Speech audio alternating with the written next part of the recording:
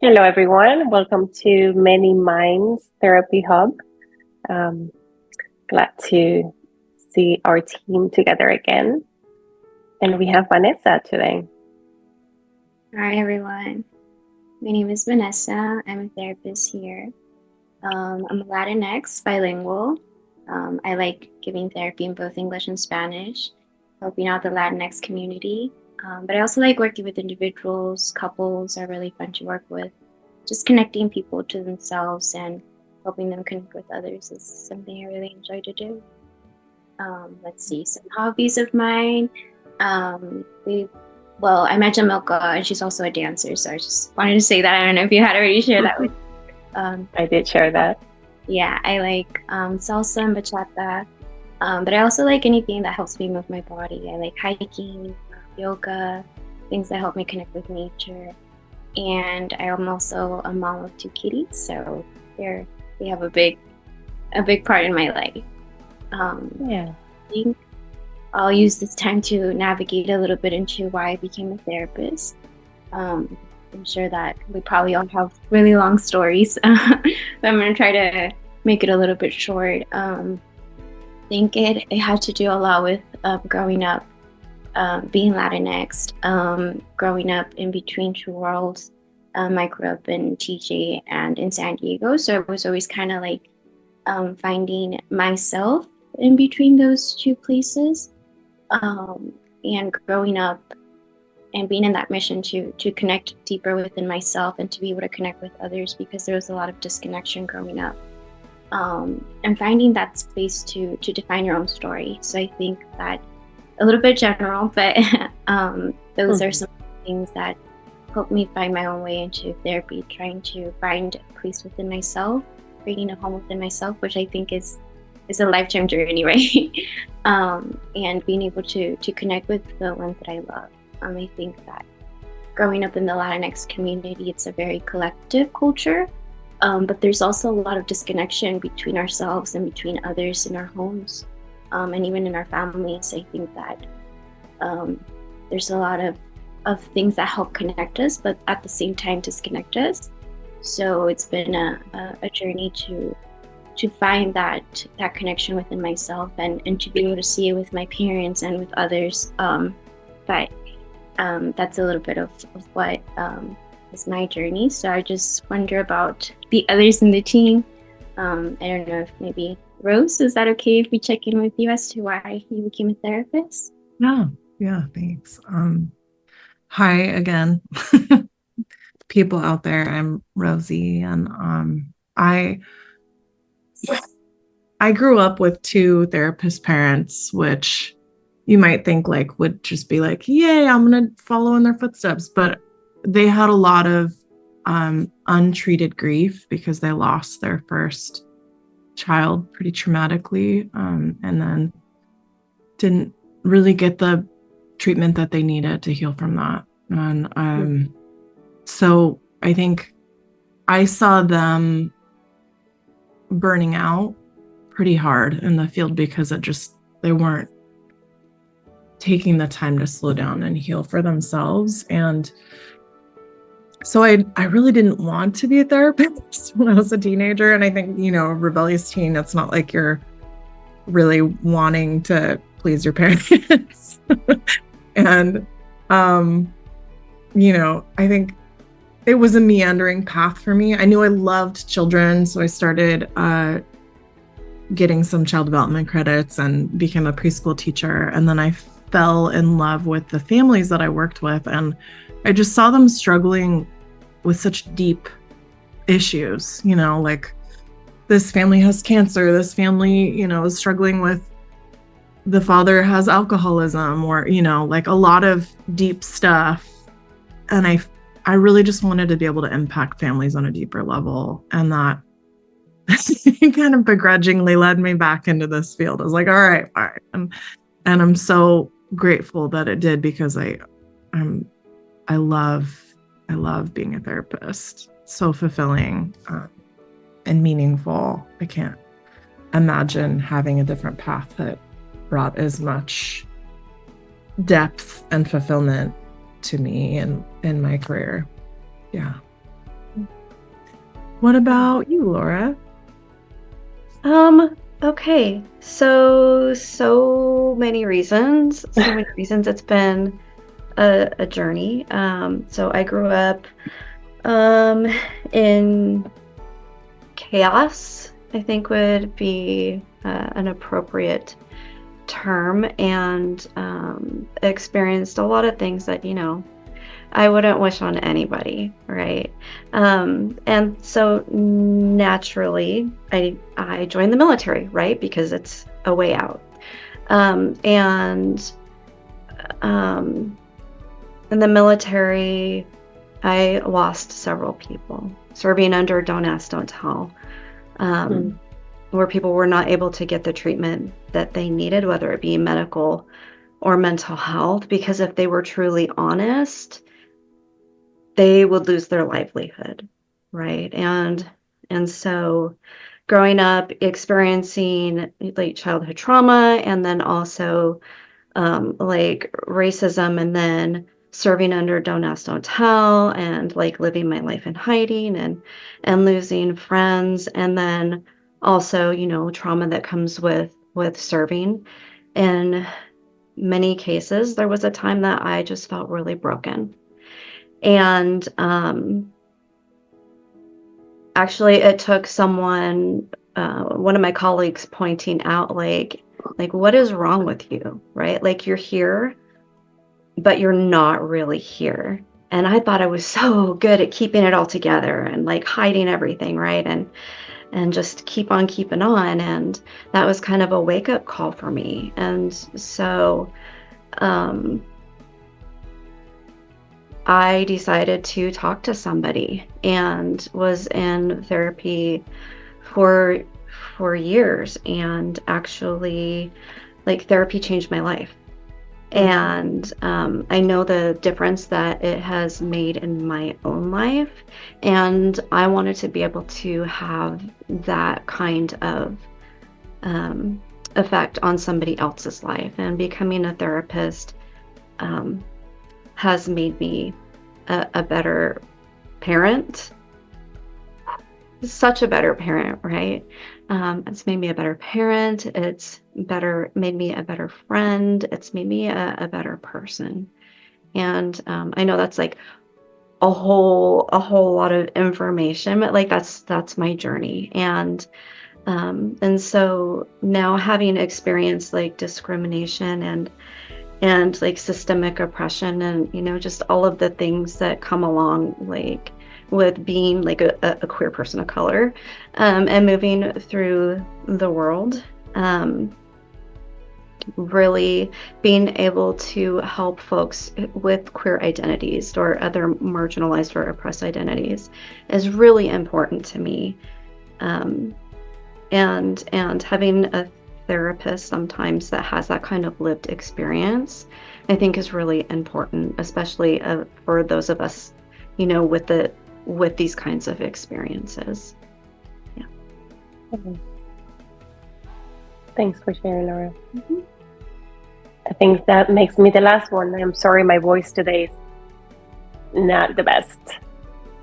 Okay, so I have also quite a lot of reasons, so I'll just go kind of big picture. I was always a very curious child since I was a little kid. Like, I was the type that would peek through windows to see what's going on, kind of like nosy. So always very, very curious. And I lived in a system where it was, in Cuba, it was really, for me, it was freeing, and it was not. I don't know if that makes sense. I had a lot of freedom. I think we talked a little bit about this last time. I had a lot of freedom within certain boundaries, which made it really easy for me sometimes to navigate. I would say that I was probably one of those very privileged humans growing up. Yeah, I had a lot of like family struggles. I feel like growing up in huge family, there is no way out of any struggles. I had a lot of drama or trauma.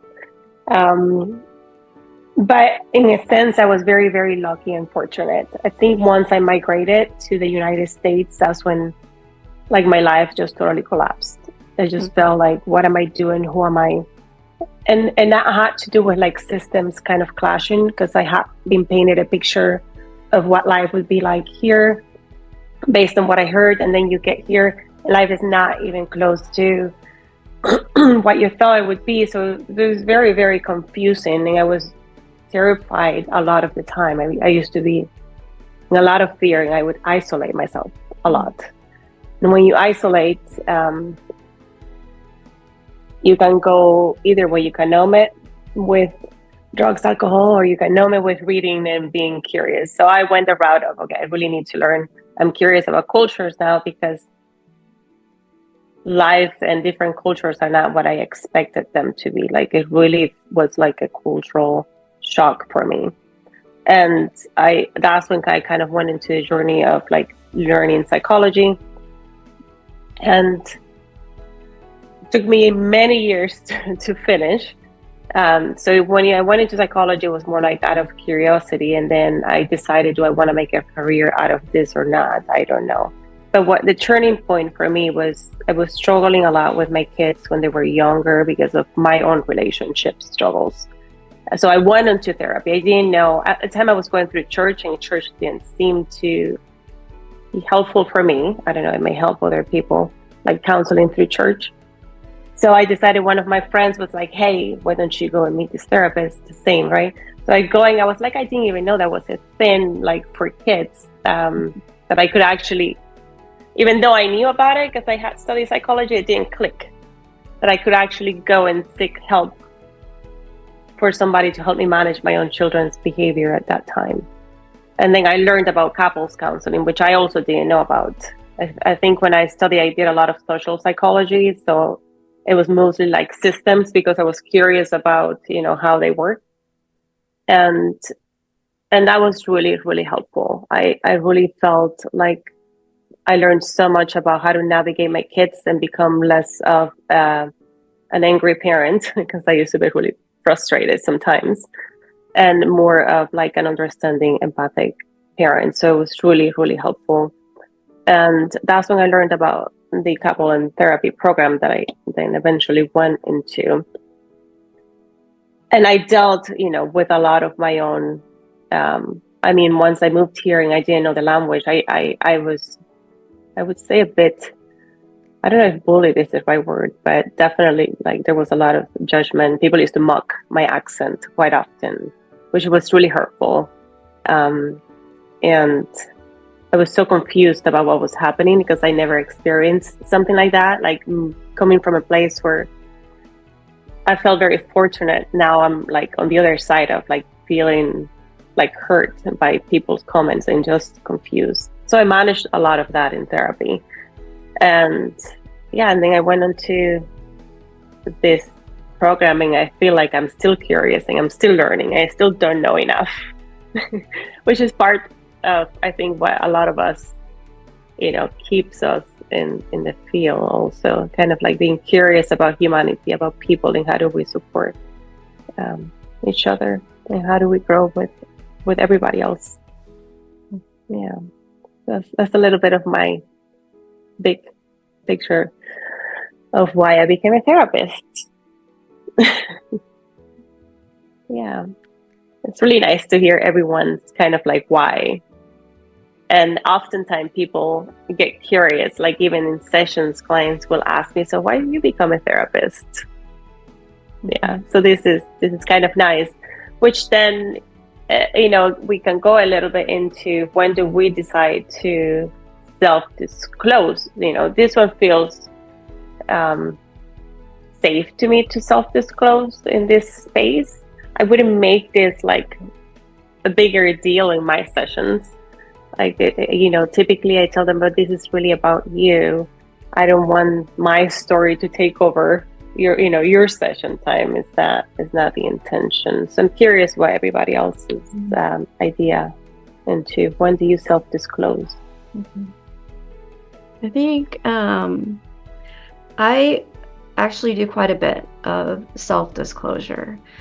I work a lot with queer folks, and again, like trans folks in particular want to know it's been my experience, and also research supports that trans folks want to know, like, why are you seeing trans people, right? Because historically, like, the field of psychology has done a lot of harm to that community, right? And so it's natural for people to automatically be suspicious, right? And so when I tell them, well, okay, so this is why, right?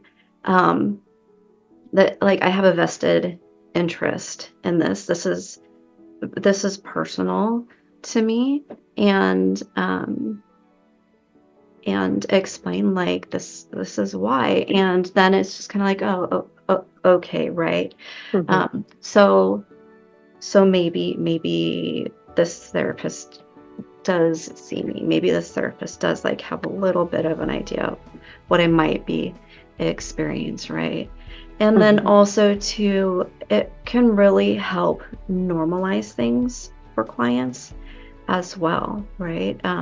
As a single parent, man, things get kind of just overwhelming sometimes, right? And so when I have a parent who is just, like, over their head, I'm like, yeah, right, like, totally, it's hard. I totally get that, right? And so maybe I do a little more self-disclosure than other therapists do, but when I show up, I feel like what you see is what you get. This is who I am, and that works for some people. That doesn't work for everybody, and I realize that I'm not everybody's cup of tea, and, like, that's totally fine, right? And I think that that's just part of being genuine, like being authentic, and it's been my experience that clients, like, appreciate that honesty. Yeah. I'm very you do it to connect today. What is that? I said I'm very verbose today. Yeah, so you do it as a way to connect and create safety. Yeah.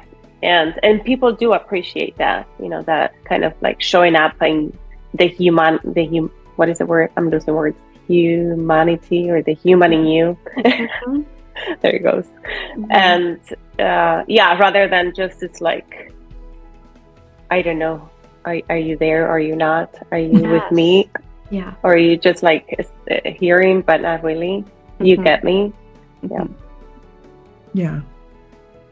I relate to that a lot, Laura, what you were saying about disclosing when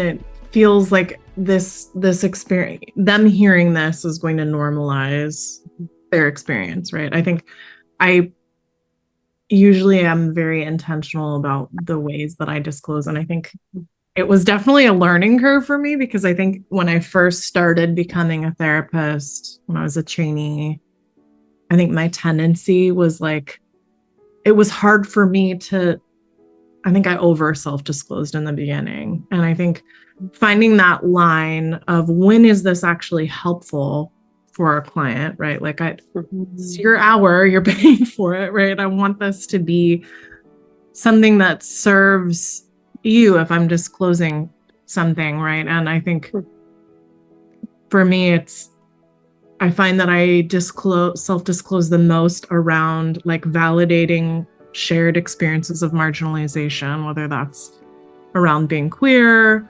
or around, like, living in a larger body, or, having people in your life that struggle with addiction, like, I think those are the places that I find that it comes up the most for me. But yeah, it's usually very much in the intention of, will this support the client in either feeling, like, more safe and seen in the relationship, or more less alone in their experience. And I think, sometimes I self-disclose without self-disclosing, if that makes any sense, right? Where I'll, like, talk about what it's like to have that experience without saying, like, I also had that experience, and it's like, I'm validating their experience in a way that's, like, implied. I think it's probably clear that I know what it's like to be in their shoes. Mm-hmm. Yeah. What about you, Vanessa? When do you self-disclose? Yeah, I think you all share like really important points that I connect with. I think the fact of being therapists, and we're also human, right? We're also deal with a lot of the similar stuff as our clients, and at times our clients kind of reflect some stuff back to us that we may have also have gone through or we might be experiencing. So showing that part of us being humans too, I think can be really helpful for the clients as to, the mental health field at times has been something very maybe strange or something that people don't even know about, or like Yamilka was sharing her story. Even I didn't even know it was possible, right? For my child to get therapy. So I think having that aspect is really important, and supporting the client to be seen and heard, right? To feel that, we can also connect with some of their struggles.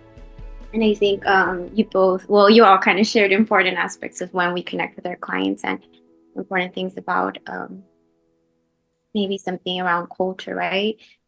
Things that really, really kind of come up in that terms. But one thing that really came up for me is with children, disclosing with children, particularly some emotional experience. I think that children are like, what are these emotions and these feelings that I'm going through? And sometimes sharing, hey, I also get angry, right? And it also could look like this, is something very important for children to hear, that they're not alone in that kind of experience and making sense of these big feelings that come in their body. And what do I do with them? I think has been a powerful moment of disclosure for me.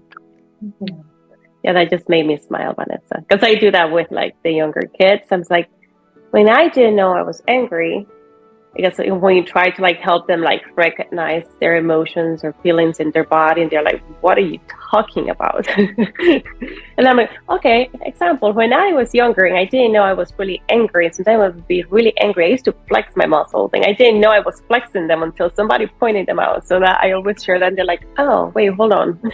what am I doing? So like it really helps, kind of like an intervention in itself, like that self-disclosure is for the benefit. I keep hearing this, for the benefit of the client, to connect, to help. Right. Yeah. And like even what's showing up in session, for example, if I'm working in particular with clients who have experienced some kind of trauma, or maybe like chronic trauma, consistent trauma or abuse, oftentimes like we get so detached from our bodies, right, when that happens. So like they can be talking about something that is like really sad, or really should, right? It typically comes with some kind of emotion, right? And if they're just like, this is just the facts, right? And they don't seem to be connecting. Like I will run that through myself, right? And use my own experience, like, oh, like I can feel that, right? And even as you're talking about that right now, like I can feel my heart racing, right? Like, and then go from there to kind of encourage them to check in, like with what is happening inside for them, because sometimes when we've had those kinds of experiences, we do check out, and that's a brilliant strategy for getting through whatever it was that we needed to get through. But usually it's not serving us well in the present. Yeah, it makes it harder to heal from it when you're protecting yourself by not connecting with it emotionally. Yeah, and it goes right back into, I can't remember who said it, just kind of undoing that aloneness, right?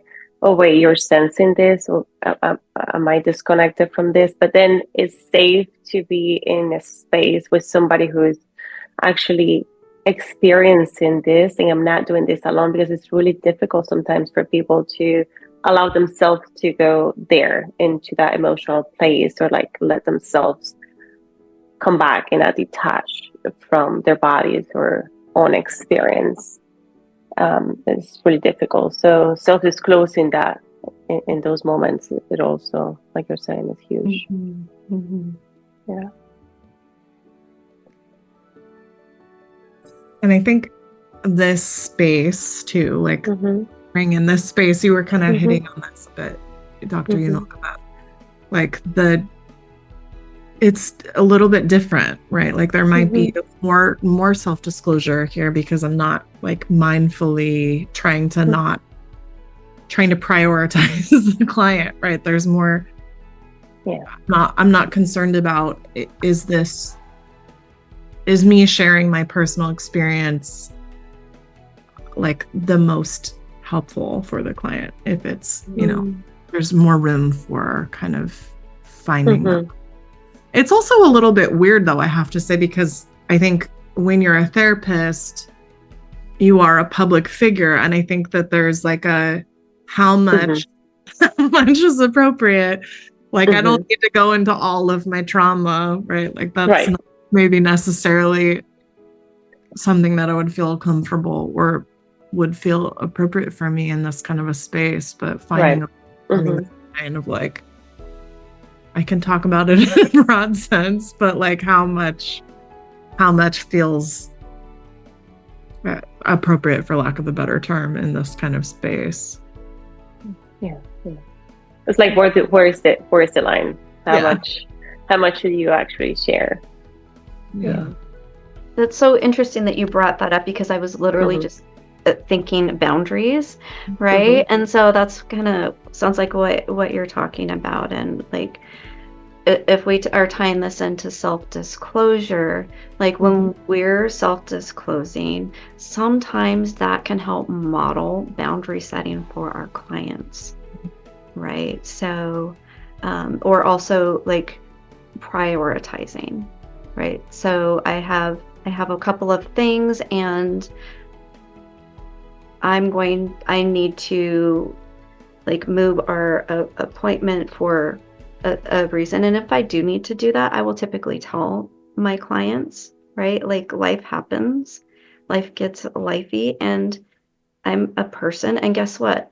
Our clients' lives get lifey too, right? And so I think that kind of self-disclosure,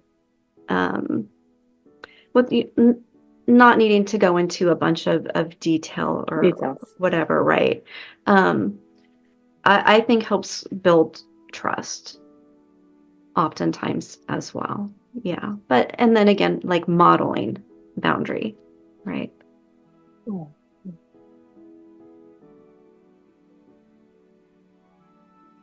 This wheel is turning. Well, I was just thinking, what an interesting way of. I can see.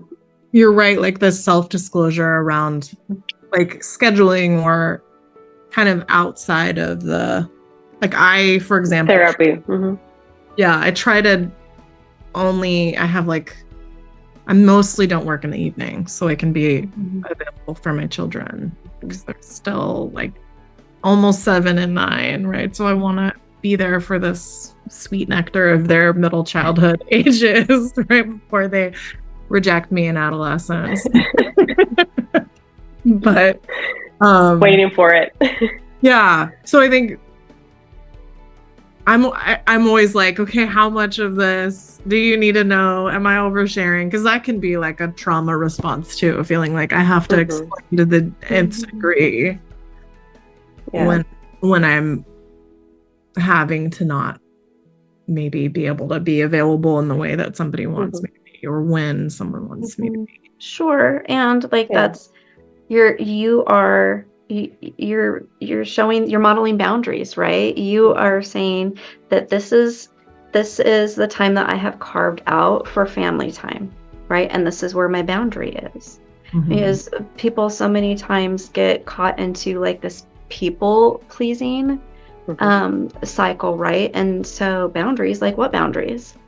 Right? And so us being able to model those can be really important and really helpful for clients. Oh my gosh, I didn't realize that was even a thing that I could do, right? I love that, Rosie. But also tying, since you were talking of self-disclosure and boundaries, I feel like each one of us individually has their own way of setting what's comfortable. Right? Because I may share certain things but I won't go into too much details, whereas maybe Laura feels a bit more comfortable with the details. Or like I actually do say, I'll be off on vacation, like don't try to reach me. I will not answer. And I may not tell you more about that week, but if I have a major, or I won't tell you if I have appointments, but if I have a major life event, I will tell you. This is like a huge deal because I want them to know the significance of this is why I'm not available to you right now. And I really need you to respect that. So whatever is comfortable for me may not be too comfortable for you, Rosie, which I feel like that also is good modeling for people, right? Like go with what feels right to you versus what's right for somebody else. Yeah, totally. I think too, like a thought that came up when you were Yamilka is just like sometimes it can be really uncomfortable for clients that are used to trying to not take up space for whatever reason, to have that hour be completely about them. So I've seen that come up too, where they're like, how are you? And I just give like I think my knee-jerk response always is, I'm good. It's good to see you, which is true. It's like usually, but if I'm having a hard day, I'm not going to be like, my kids were a jerk this morning and whatever, right? Like I think, but sometimes having that boundary of like, yeah, we're not here to talk about my stuff. Like this is actually time for you can be uncomfortable for clients when they maybe have learned to create safety for themselves by being a container for other people. I